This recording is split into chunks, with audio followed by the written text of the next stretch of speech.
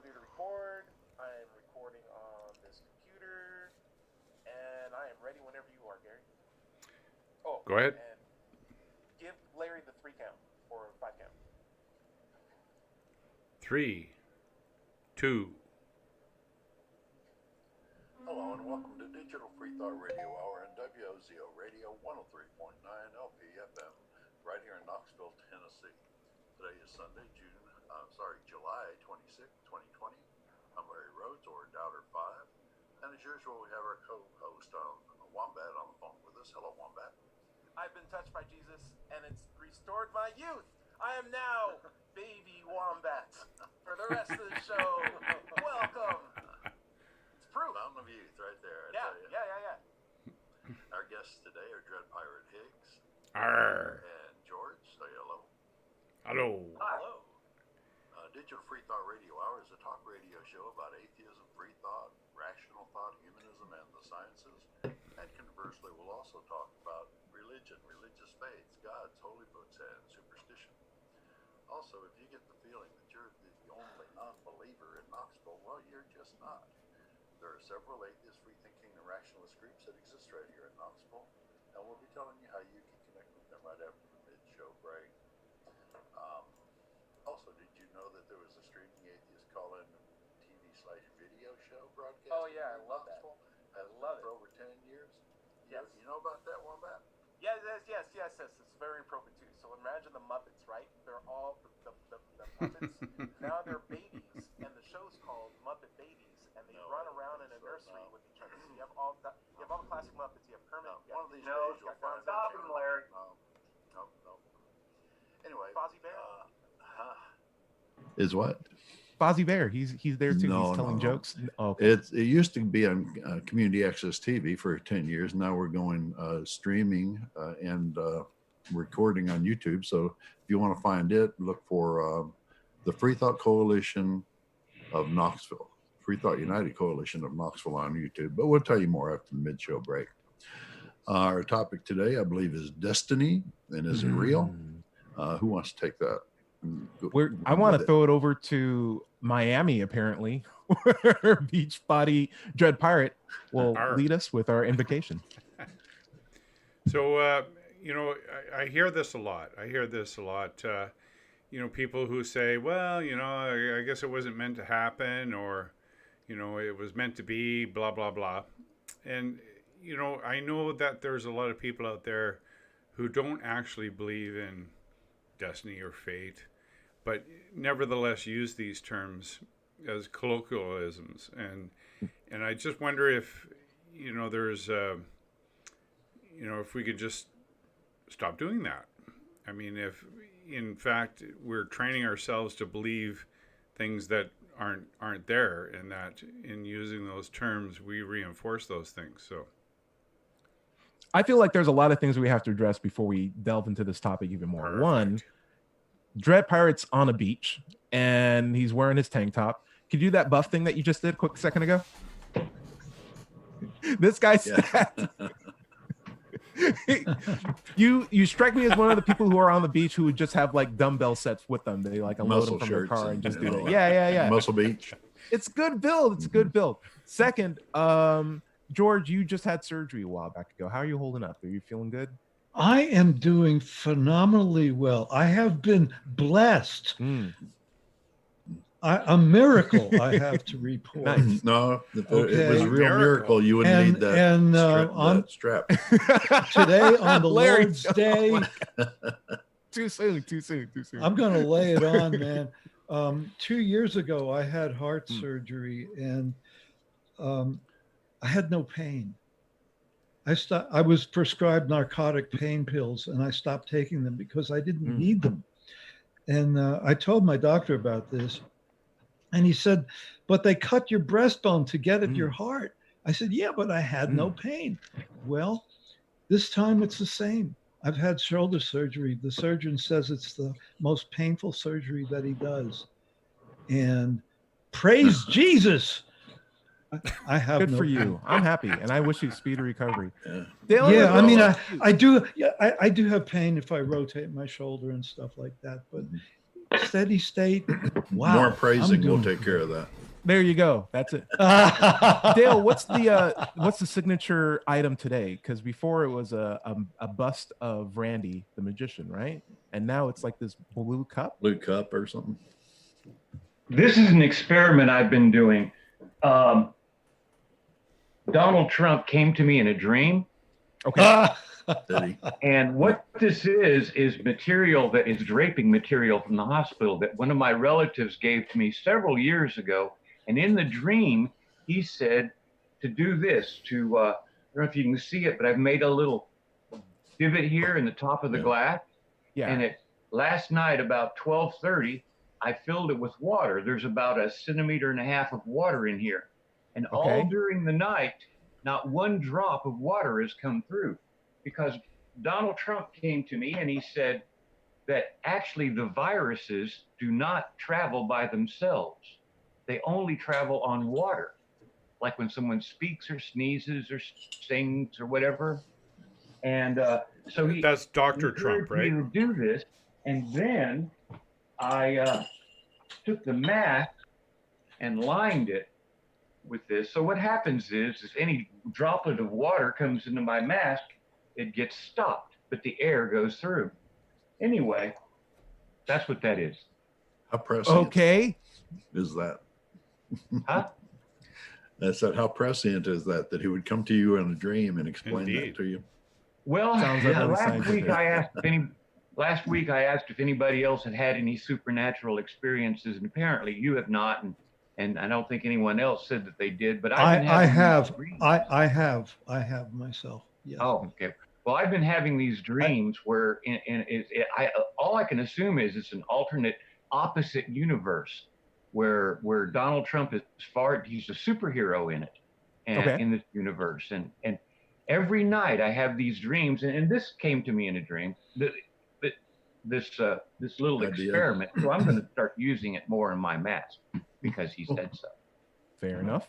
Very good. Larry, Well, we must remember always that Donald Trump was chosen by God himself. I've had my to limit of lead us. sarcasm for now.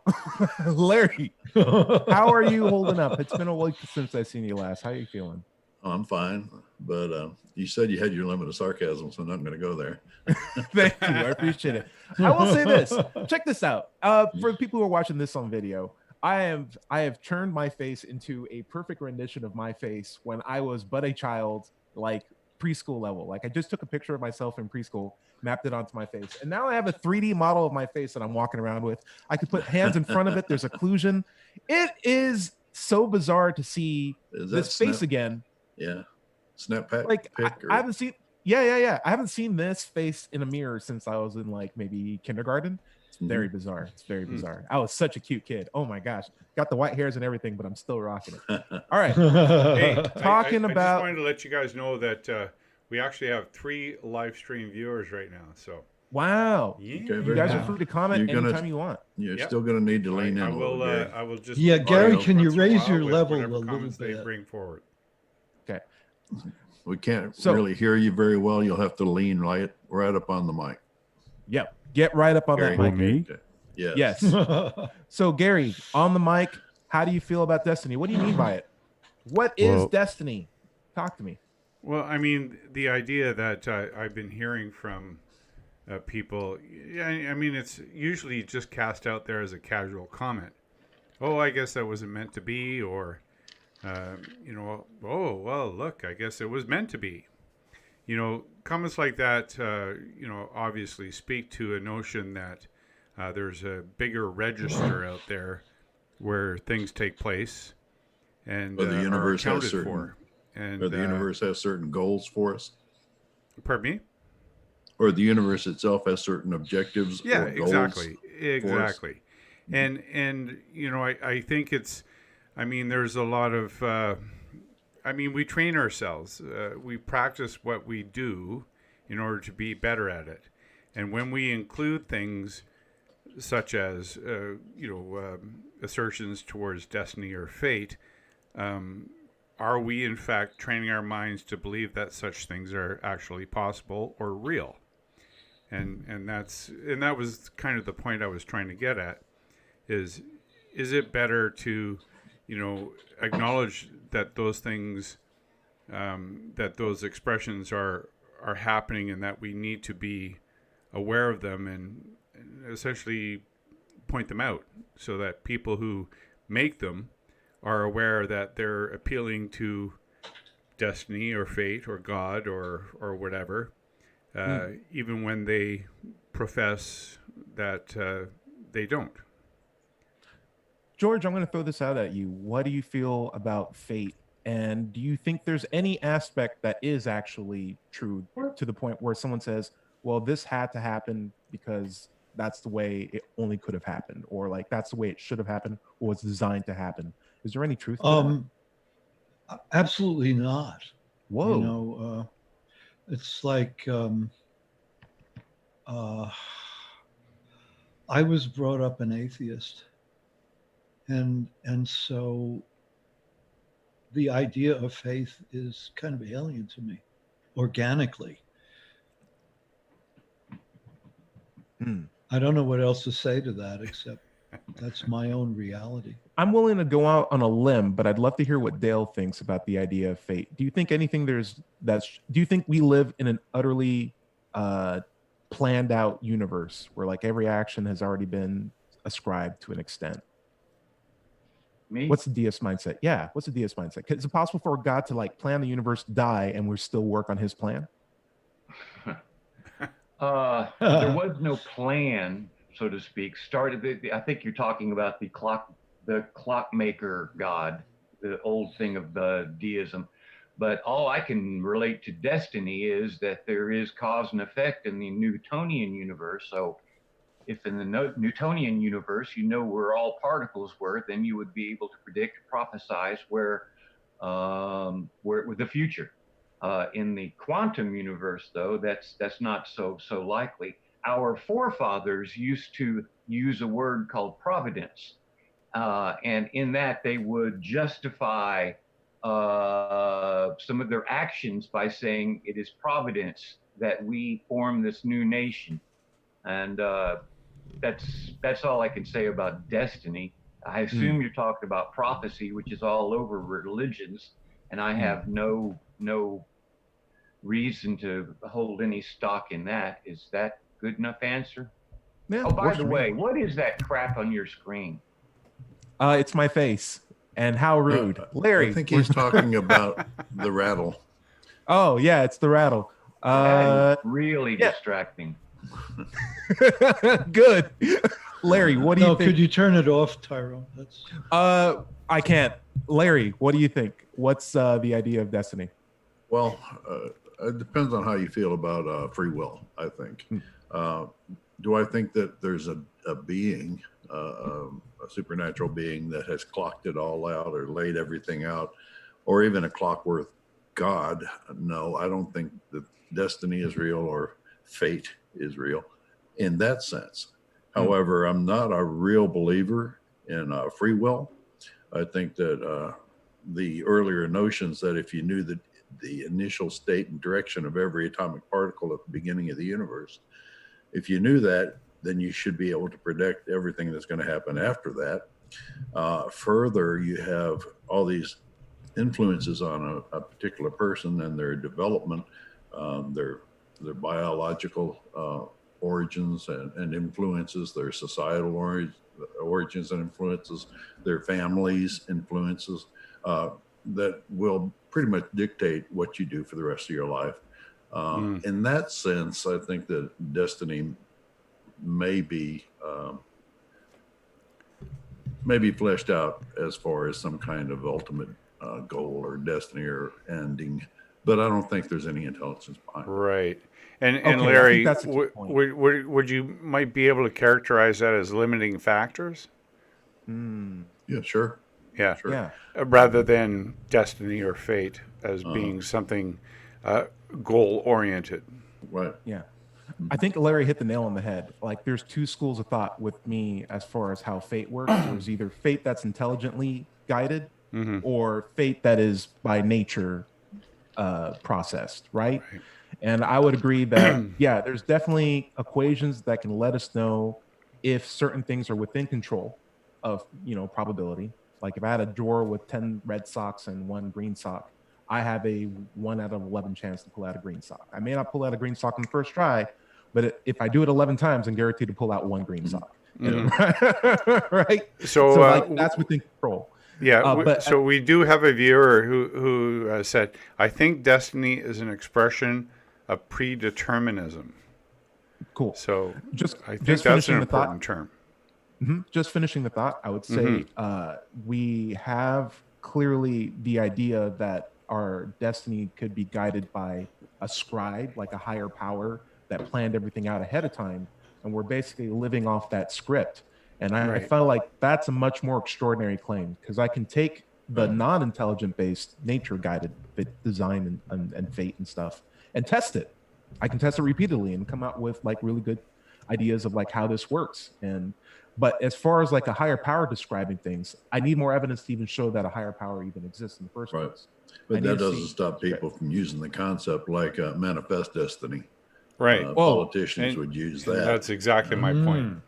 To say that it was meant for us to take over this entire country from sea to sea. Gary, could you repeat that comment that we had? So the comment that came in, I'm sorry I can't pronounce his name. It looks like Khan Min Yin, maybe. Cool. Anyway, he says, "I think destiny is an expression of predeterminism," and he follows that up by saying, "I don't believe in destiny as in every action is predetermined. Rather, I think that destiny is about the big picture as a whole." That's kind of an interesting qualification. Cool. I can see yourself using the word destiny to like describe, I have such a calling to do this. Like it fulfills me so much that it feels like I couldn't do anything else kind of thing. Yeah. Feels like it was literally meant to be. Like it feels like Right. I am actually fulfilling a purpose that was ascribed to me. It feels that high order. And there's a lot of things like that that I feel are true for me. Like I like making music. I like doing science. Like if that was my destiny, I would actually feel in some way more comfortable that I'm doing something that I felt that I was intended to do, just because I derive so much comfort from it. Though it doesn't necessarily mean that there's a causation there. It just means that, hey, these are two things I like. And there's probably a little bit of confirmation bias that ends up going into that, right? Larry, I'm going to throw this out at you. What is a good way to know? Let's say we don't know if our universe is controlled by an intelligent being that scripted out, and it's not even worth considering it as an option because there's no justification for the higher power. Like flat out, we agree on that. But what would be a good way to figure that out if that were the case? To figure out if there was a deist God, say, or like if there was a script. Yeah. Well, we do have scripts. We have all kinds of scripts that the holy books that are on the planet. Those are the dogmas of the religions, and I mean you can test them. Like in Christianity, it says that whatever you shall ask for in prayer, it shall take place. You shall have, and we can test that real easy, and it doesn't work. Have we ever tested prayer before, and has it worked?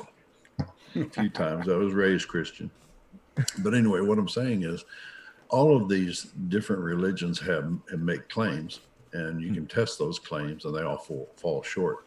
Now, that's why I don't subscribe to any of the dogmatic religions out there. I don't subscribe to deism mainly because it really doesn't serve a purpose. It lets you say that you have the answer when you really don't. I mean that you believe, but it's belief. It's nothing else.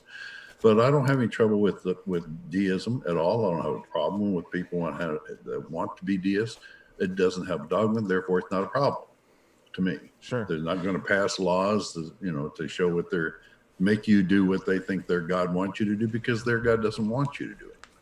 Larry, I was hoping if you knew of an example where we scientifically tested prayer and saw if there was an there was. Yeah.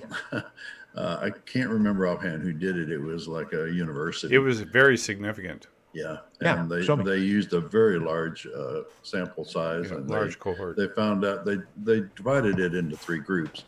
One, that the people were being prayed for and they knew it. One, they were being prayed for and they didn't know it. And another one, they weren't being prayed for. Right. And the they all did pretty much the same, except for the group that knew they were being prayed for had more performance anxiety. Right. You know, It was that, they actually had poor results. they had complications due to the anxiety. Yep. Yeah. So we know, I mean, through that study, that prayer doesn't work. Though, and it does speak a lot. And we do know in a very obvious way that no amputee has ever regrown a limb, despite whatever prayers have been said for that person. Yeah. That's Wow. never happened. That's a sad thing. Yeah. You know, there's a lot of diseases that could have been resolved with prayer, but they haven't been yet. We were talking about deism a while back. I'd love for Dale to like weigh in. Dale, what do you think of the idea of, I mean, what's the closest, I know you don't congregate with other deists, but like, is there an idea that is commonly shared among deists that you're aware of that deal with the idea of fate that's beyond your, you know, your healthy skepticism? I think the most common thread would be there is a God, or there's a God out there, but he doesn't screw with you. Doesn't mess around in your life, doesn't answer prayers, doesn't curse you to die, doesn't curse you to have disease. It's, if you can imagine, this type of God would be somebody that is in a lab and he has an auger dish and he sticks his finger on the dish, puts a cap back on it, and he comes back a few days later and some fungus has grown there. He doesn't know, you know, what the fungus is doing, probably doesn't care about what it's doing, certainly can't affect it, but he did start it growing, whether he meant to or not. It's funny that you use the pronoun he. Yeah. Well, I could say she, it, you know. Yeah. Well, look, it's just a Melly, I convention. think things were much simpler for deists back during the time of Amenhotep IV. Yeah, where we didn't know anything. What? Or like or access to scientific knowledge was much lower. It's always easier to make supernatural claims. Like it's always going to be easier. Well, it wasn't a supernatural claim. During Amenhotep IV, he got rid of all the Egyptian gods, threw out all the priests. We all like that sort of idea. And he said, the sun is God. And in his time, he was exactly right. The sun was the giver of all life. So Still is. as a religion, what? It still is. Yes, but except for the tube worms in the ocean floor. But he was, there was a lot of life that very doesn't count on the sun. verifiable religion. Sure. You couldn't pray to it, but you wanted the rays to fall upon your crops so that they would grow. It was a pretty easy God to believe in. You could see him and everything else. The deists in the future, though, we keep pushing the God further and further and further back. It seems also, it also seems unfortunate that the crutch for a God belief is so strong within us that we need to look at a giant ball of, you know, fusing helium to be like, okay, this will work for now until we figure out that that's not God. And then we'll move to the next animal or the next ancestor, or the next belief that we can't test or believe. Now we're at the Big Bang. I'm not, but I would say this. Someone said, I have a little gripe before we get to the top of the hour. Someone said particles at the beginning of the universe, and if we knew where they all were, we'll figure that out. There were no particles. I know we have. I have some friends. Oh, not at the very beginning. I understand. It's just energy at the very beginning. But when the particles finally came to be, that's condensed. Yes. Perfect. Larry, you're smart. All right. How about this? I'm going to throw this one question out for the group. I'll start with Gary. Gary, do you think we are fated, or do we have a destiny to continue to have this God hole that we have to fill with these ideas of a supernatural being? Are we as a human race fated to have that?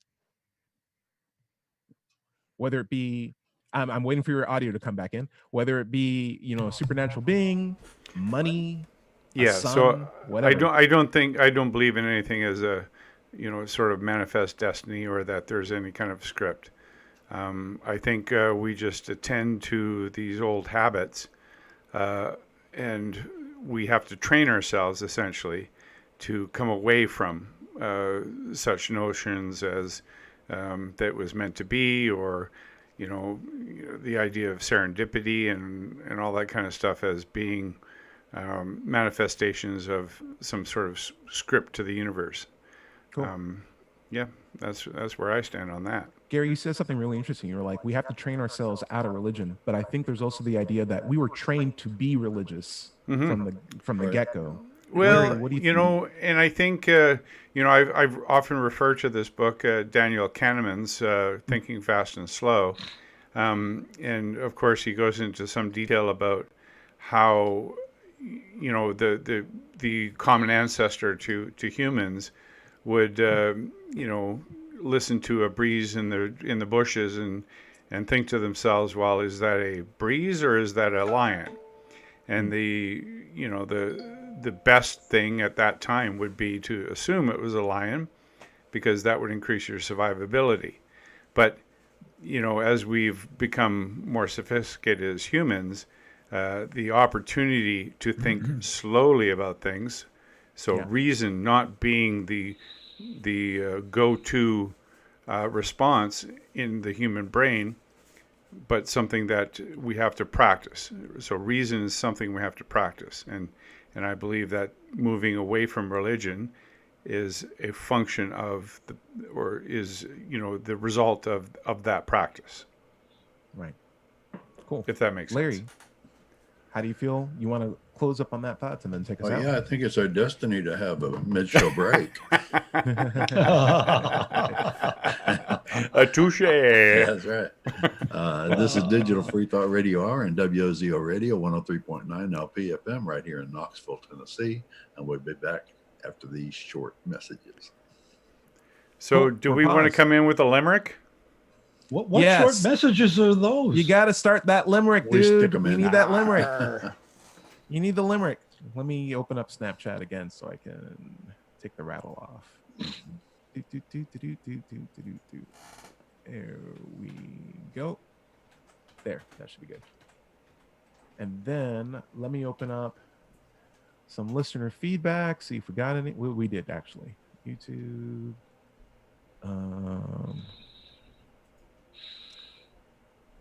George, you said you wanted to say something during the mid-show break? You mean at the beginning? Yeah. Listen, I'm going to be the miner's canary here and want to comment upon usability of the show and ask, who do we want our audience to be?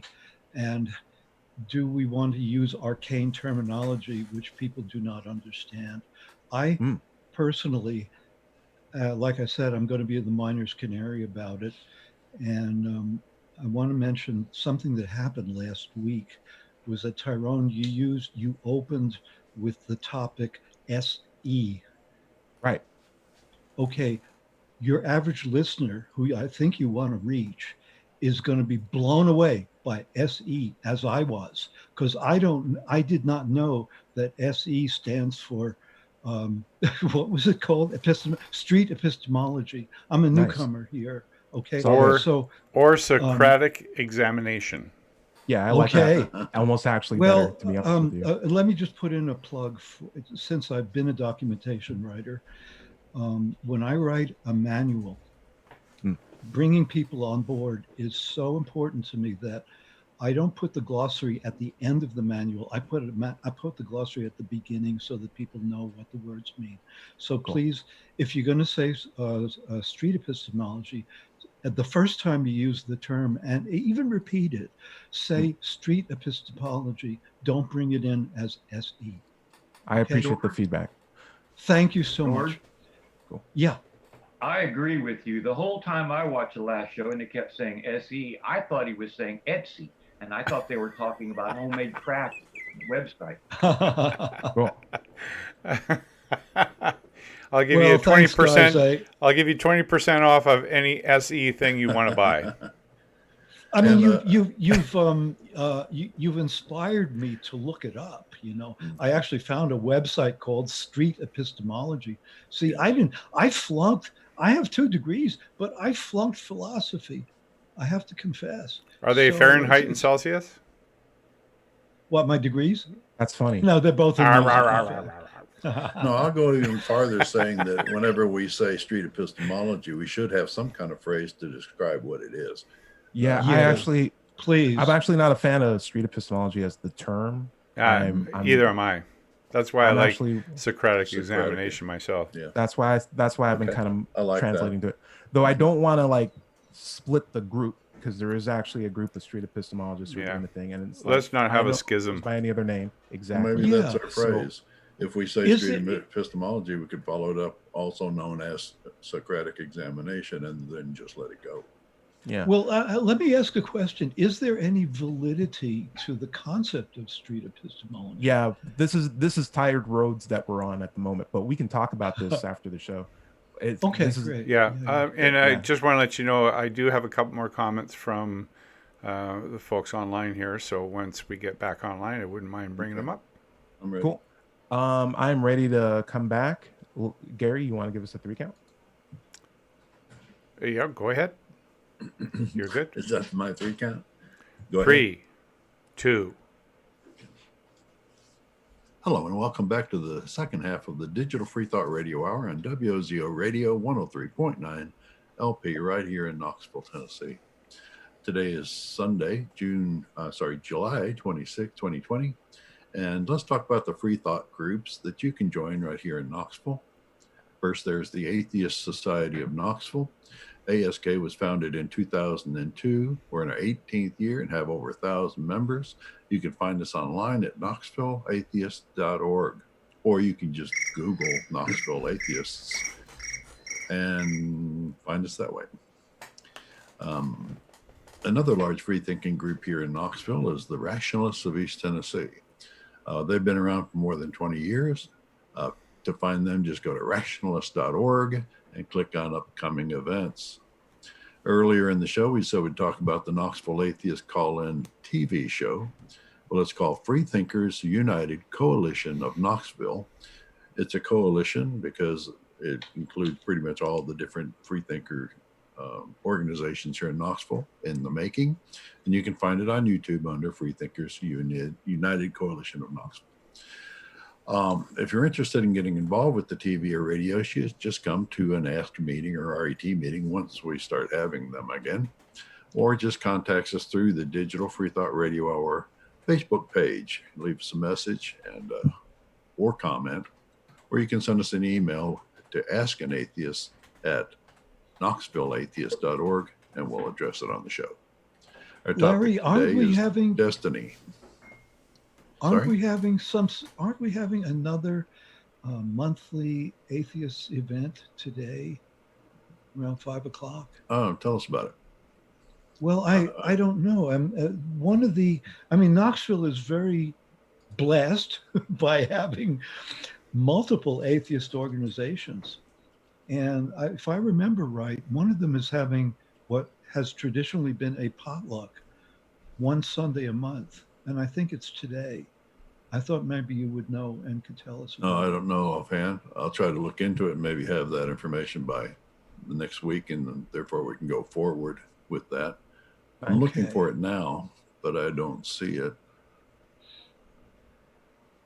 It was Oh. listed as a potluck traditionally, once a month. Okay. Let me see if I Cool. can find it. While it's live radio, though. Yeah. Not Right. saying Larry, why? So is it Why okay you if I talk? There's No, a couple we of got- comments we got- come in from the live streamers who are watching our show right now. cool. So Min, I believe, is what he asked me to call him. Religion may eventually be gone, but the belief in a higher power may not. That's why we have myth. It is a way to understand our psyche, like Joseph Campbell and Carl Jung thought. What do you guys think about that? Ooh, it's not bad. Well, I think that it's okay as long as you don't start believing it's real, and that's where the trouble comes in. And once you start making that leap and start depending on it as something that's out there and you have to deal with, like it might be. And I love myth. Well, I mean, like I said, it it's- might be a good thing to use in a story or a Right. novel or Yeah. something. The foundation for Star Wars, for example. Was I a know Japanese Joseph movie. Joseph Campbell had a big part of informing that for George Lucas, and certainly all the Or subsequent the witches in films. Shakespeare Hmm? type of thing. Yeah. So, Larry, did you finish the local news? I did. Mm-hmm. Okay, All right, cool. went I'm back to sorry. our I topic. didn't mean to interrupt. No, you're all right. No, I I was looking forward to the start one scream out, but it's No. all good. It's all good. It's all good. We'll work on that. And then, hey, we at the start of the show we're gonna do a daily invocation, but we didn't get a chance to. So, Gary, why don't you Yes. lead us? Said the Reverend, I know I'm too smart to rely on just faith a la carte. My belief isn't treason. It has evidence and reason, like this warm, fuzzy glow in my heart. You gotta say it, Cool. Gary. How do? No. Ramen. We're gonna have to retrain all the bits that we're doing today, and we're gonna have to make sure that everyone's on point before we start on at the beginning of the show. Speaking of which, I can't seem to find it. Can't find it. Yeah, where's the love? Where's the love? The love. The love. Where's the The love? love. So today, By we're the gonna be way, taking. Yeah. Yeah. By the way, Is it always nice? Take it away, Larry. Nice. if you don't live in Knoxville, Go for it, you Larry. should still go to Meetup and search for atheist groups in your town. Don't find one? Start one. One. Nice. Well, Okay. I have to confess that I No, tried we're to doing do love that. now. No more interruptions, George. We're gonna need to talk to you. We're gonna do a definition of street epistemology because we're gonna be taking some listener feedback on street All right, epistemology. George, you're going to be happy about this, I'm sure. I This am is- happy about this it. is this is the sixth time we defined it. This is a street epistemology show for the last 2 years, maybe even 3 years that we've been doing this, but we'll do it again. Street epistemology, as I like to call it, or SE, is a way of talking to people without making it an argument or debate. It's a really great option where two people can work together to figure out how someone reached a conclusion. And I found it to be a really useful way of dealing with charged topics without letting ego get in the way, because you're both working together to figure out the methodology that someone used and whether or not it's reliable. And there was a really interesting question on Street Epistemology subreddit, as well as our YouTube comments. We're going to be going to them. The first one was written by ZZ. He wanted to know, is there ever an example where two people use SE against each other? His question is, has there ever been a conversation where two people with opposing viewpoints are both using SE conversational techniques on each other? I'm guessing it would be hilarious, and I would love to hear / see it if it exists. I thank him for that question, and I was saying to him that technically every SE conversation is one where both people are using SE against each other, because it's not a Should be all of them. adversarial. Yes, it's not an adversarial technique. I'm trying to figure out how that person's right just as much as that person is at the same time too, and we're working together to get it done. That's Right. what makes SE a lot different from like a Yep. debate or an argument where there's like I two would clashing concur. points of view. Yeah. You would too? Yeah, Yep. Gary does SE as well. You can check out Yep. his channel. It's Mind Pirate on YouTube. We also got a quick little comment on our last video. Lady Lou said she'd like to comment from the last talk that we did. She said, I really like the comment where you said, Ty, I had a door open that I walked through and I'm like, oh man, there's a whole other room in my house I've never been to. Right. And she's it's referring huge. to when I was referring to like basically being a Christian my whole life and realizing that I didn't have a good reason to believe it. It's very much similar to like walking out of a closet. Like it's like that. Oh my gosh, I have a kitchen. I have a front door. I have a car. Oh man, this world's really big. I was way more comfortable in the closet, but now I can't get back in again. It's too small for me, even if I could fit back in there. So yeah, there is a lot like that. I think there's a lot of parallels where coming out of the closet versus whether you do it sexual orientation wise or atheist wise, maybe even coming out of the military wise, leaving academia and coming back into like general public, and you're using big terms and people don't understand what you mean by stuff like that. I've had that happen to me so many times, but culture clashes are very, very true, especially when they happen inside you. Gary, do we have any more comments from Twitch? Not well. I've got DTR says, I don't believe in higher purpose, and I don't know why others would. Okay, well, hey, why would people? It makes people comfortable. Does that make it true? It does, right? Yeah, like some people draw benefit from things that make them comfortable, but you have to look maybe perhaps past that to see is it actually true? And you get a better benefit from believing true things than just comfortable things. That's the real kicker. I agree. And there's a tendency, like as you say, is to fall back on old positions, on old methodology. You know, I've talked to people who are professed atheists who still say or make exclamations like, "Oh my God!" Sure. You know, I do it. Right. And again, you know, because I do spend, you know, that time training myself to say, "Oh my quab," because with the flying spaghetti monster, right? But I mean, you know, when people hear that, they go, "What?"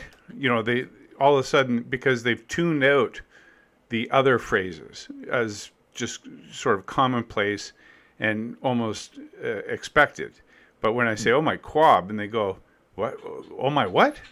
Right. You know, so it tunes them into the fact that they're doing this autonomic response to you know, stimuli that may deserve some practice to get away from. Gary, I like to go on the opposite side, but towards the same goal, where I let people know I'm an atheist well ahead of time, and still go out of my way to say things like "God bless you," or like when they sneeze or something like that, or like "Hey, have a good time," or "Hey, Merry Christmas," whatever, or "Hey, I was at church. I was literally at church, either doing interviews or at a Universalist uni church, which is one I went to when I was in Knoxville." And I want people in their head to realize, oh, atheists, they just hate God and they get upset when everyone ever says, you know, God did this or thank God. It's like, no, I say that too. Now this brings I don't up believe it's true. That's the big deal. That's the difference between me and someone else who says that. Gotcha. But I can say, I'm in the country where I can say whatever I want to. Yeah, sure. It's not a big deal. And you like me. And maybe this brings I'm just going to finish the the thought, George. Just finishing the thought, George.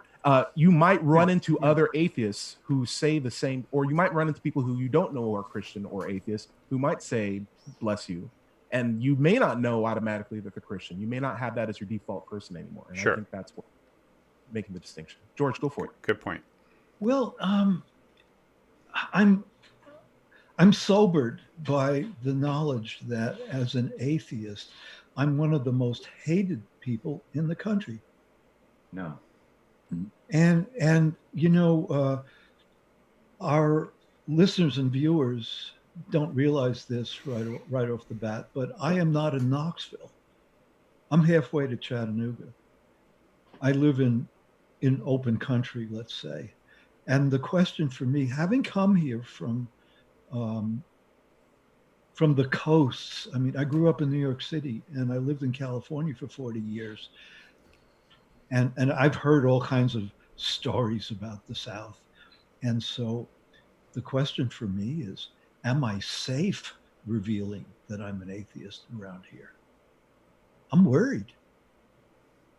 I know people hate me, I think. Can you guys fill me in on that? Larry, why don't you start? Well, I'm not sure I understand the question. What was the question? Do we know? Am I safe revealing that I'm an atheist in rural Well, I think you're Tennessee? safer if you reveal it. If you go around trying to keep it a secret, people feel that they might, once they find it out, they may have that over you. Yeah. They might be able to blackmail you in different directions. Good point. Once you're open and come out and you tell everybody you know, and you're willing to defend it, then they respect it and they respect you for doing that. They may not act like it, but they do. It's like respecting someone that you're in a sports event against. They're on the opposite side, but they demand your respect and you have to give it.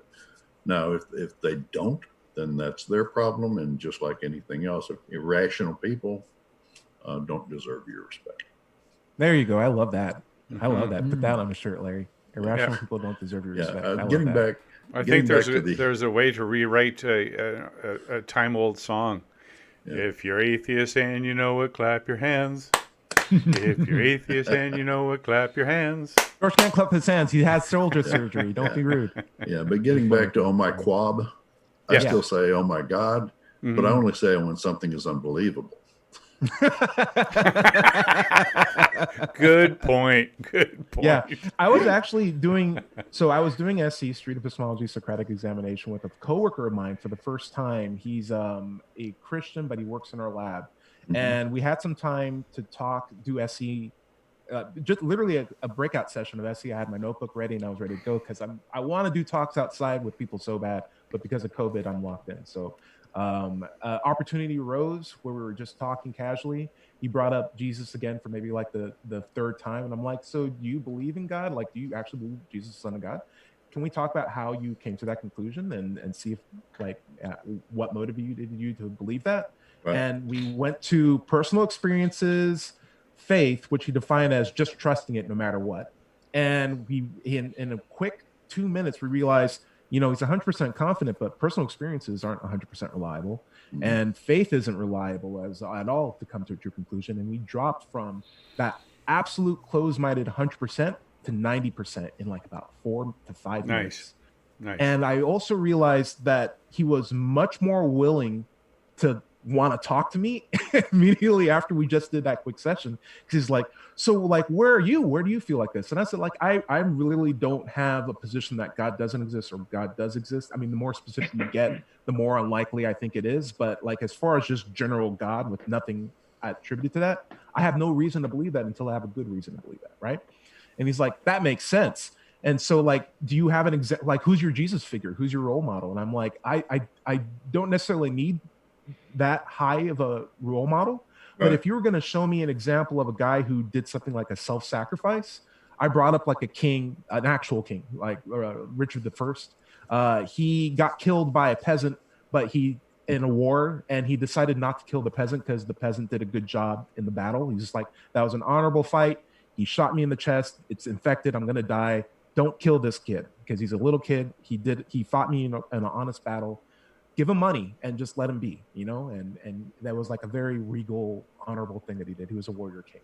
And I was like, that was cool. And he's like, oh man, that's cool. So that must have actually happened compared to like the Jesus story. And I'm like, right. Yeah. And so like, I could see the doors open and I was just like, wow, that's such a cool. Nice. Well, there are people like Gandhi and Martin Luther King Jr. Exactly. and others that sacrifice so much for our freedoms.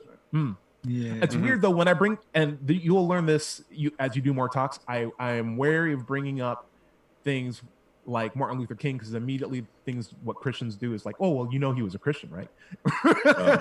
Right. So you have to be careful with the examples that you bring up. But yeah, I am actually motivated by the Richard I story. Anyway, things you learn as you do SE, Socratic Examination / Street Epistemology. We were talking about faith. We were talking about destiny. Dale, I want to know something about you. Do you feel worried when you tell people you're a deist? No. Okay. Yeah, I think that's the best way of going about it. Like the less it looks like something to hide, the better, right? I guess so. Yeah. I don't care what anyone believes. I mean, I'm not really doesn't concern myself whether they're a Christian or whatever, as long as they keep their religion on their side of the fence. When they come in and try to run for political office and it's guns, Jesus, and anti-abortion, and they're having those ideas because of their Bible, well then I start to have a problem with it. If somebody wants to control my life because of their religion, they've got to get in line. As a deist, I don't care what they do, and my God isn't going to tell them to do one thing or the other. So we should be living in a pretty compatibly. Well, now you guys, I can see where there's a problem with people having about atheism. It seems rather dogmatic when you're talking about the strong atheist that declares there is no God, because where do they get that information? Then you have the weak atheist who says, well, I just have not seen any evidence yet of God. Yeah, I see that as a failure. I'll take this one. And I'm in another place. Yeah, I see it more as a failure of nomenclature. We have the idea that atheism means that it's a knowledge claim to say that a God doesn't exist, when atheism strictly just means a belief or a lack of belief, really. And actually, if atheism's only concerned with is like, hey, I don't believe in a God. But if people say they don't believe in a God, and they know there's no God that exists, Right. they are an atheist and a Gnostic at the same time. And I'm Gnostic not a Gnostic. atheist. Right. Yeah. What Then what they about adopt a me? burden of proof. We just defined it in the My- answer. Just defined it. My position is this. But you're next. I don't care. I don't care if there's a God or not.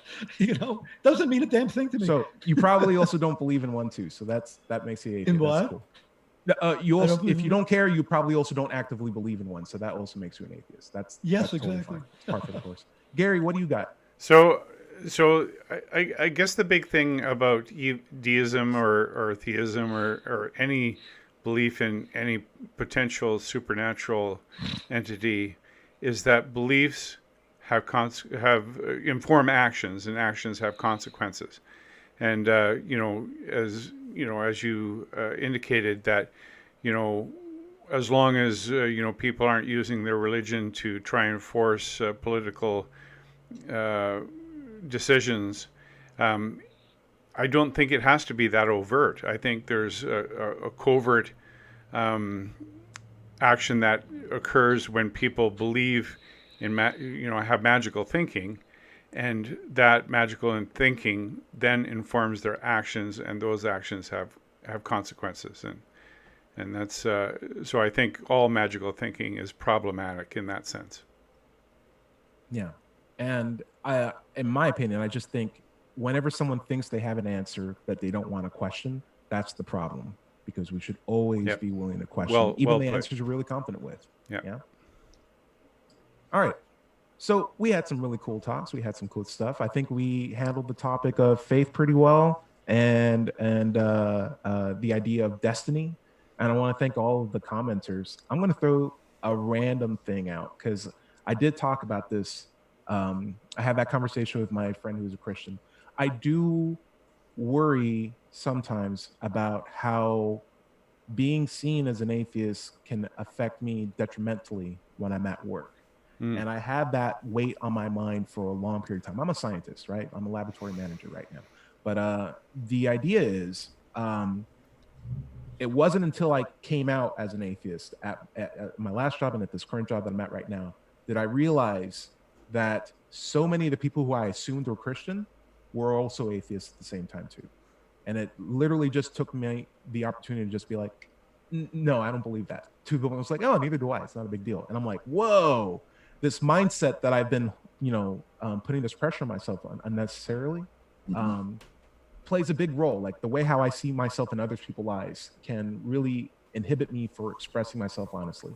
And so I think if you are concerned with that, there are good people that you can confide in. Maybe you can find good friends and just express that well, and you will realize, oh, this may not be as big of a problem as I absolutely thought. And the more billboard atheists there are, the more examples there are of good people who don't believe in gods that defeat that stereotype that atheism typically gets settled with. And so if you are an atheist around the shelf and you're thinking about like coming out, even at a work group, I highly recommend it. It's worthwhile. Highly. I have a different perspective. Thanks for raising your hand. Sorry.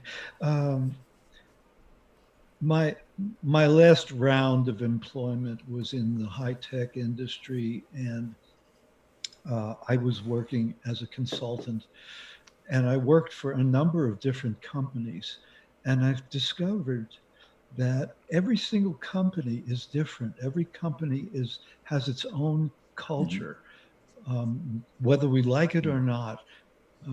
Company A, the husband is beating the wife. Yikes. It's dysfunctional. Company B, the wife is beating the husband. Company C, the dog is biting everybody.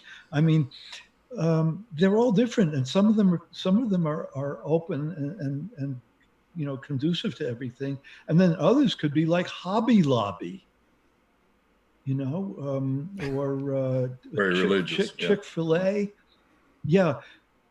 Religious and underscored in their religiosity by the United States Supreme Court.